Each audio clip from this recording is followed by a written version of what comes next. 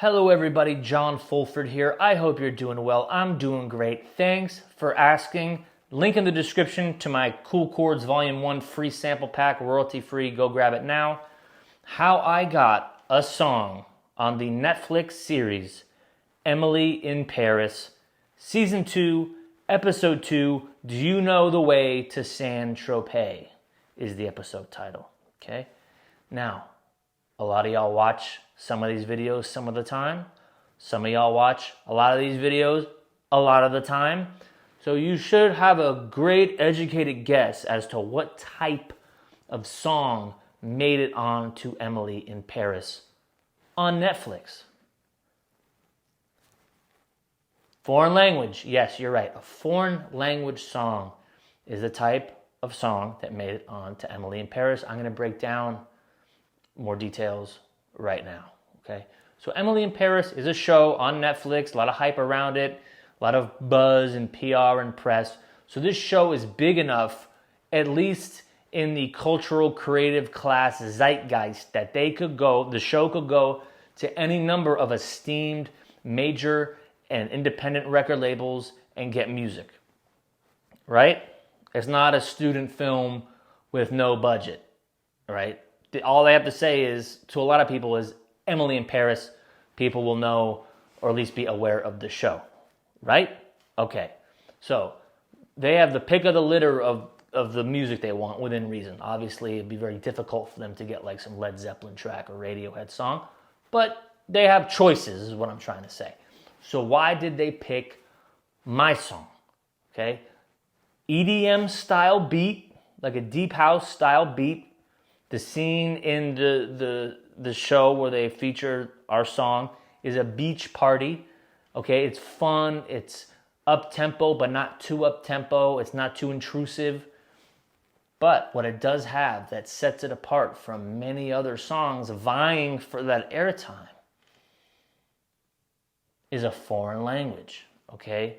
My South African colleagues did this track with us, and they supplied the vocal chops, the vocal samples, the vocal takes that were imposed over our beat, okay? So the music was done here in the United States. The vocals were done in Durban, South Africa. So it gave a unique vibe, but not too unique. It's still in 4/4 time. It still starts and ends, and it's not 10 minutes long. You could be too unique, as I said this more than once on here. Don't be too unique, but have some sort of X factor or flavor to your song that sets it apart from the rest, okay?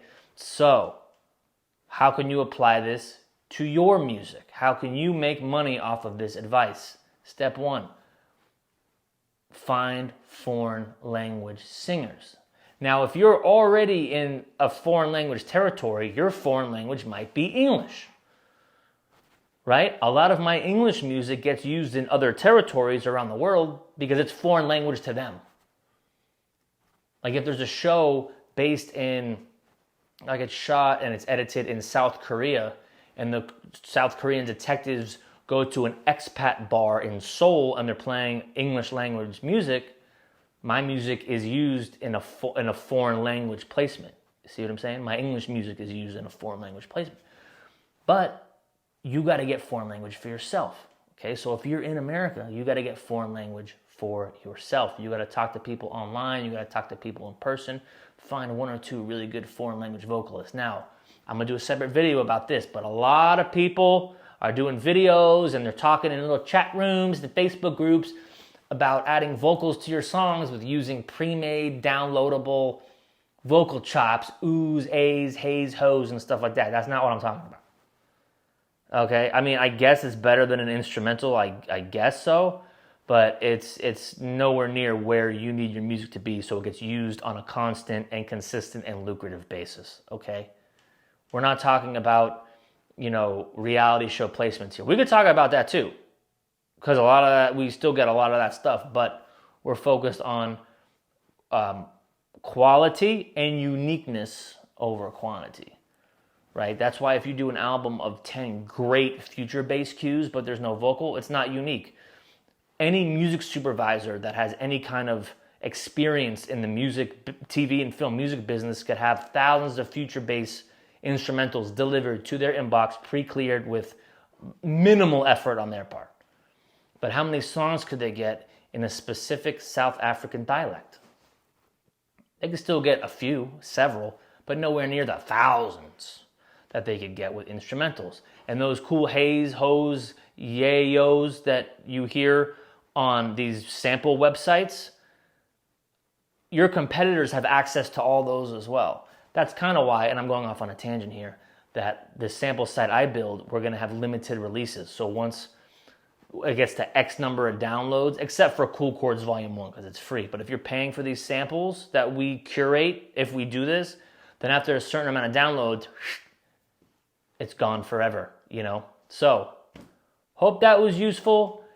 I'm not reinventing the wheel here. This isn't shocking news. You should know by now if you watch my videos why this placement occurred, what type of placement it was, how it was able to get on Emily in Paris, okay? Season 2, Episode 2, the title of the episode is Do You Know the Way to Saint-Tropez? It's a beach party scene. They're at some sort of party or wedding or something like that. I forgot offhand.